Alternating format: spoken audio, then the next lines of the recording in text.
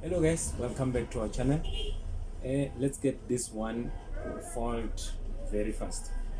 Uh, if you find your microwave immediately after closing the door, it looks like it's running. The light comes on and it looks like it's running, and then the buttons here, you can't touch them. They are not responding when you press them. Don't panic.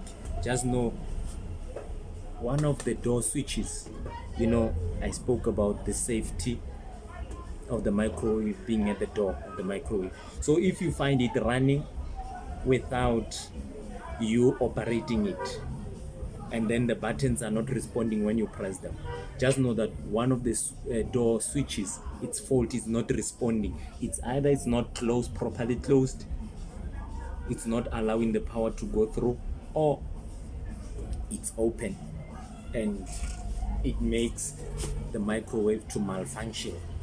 So it won't be able to run, but it looks like it's running.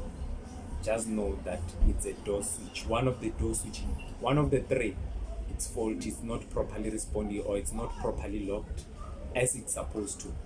Hence, it's responding the way it does.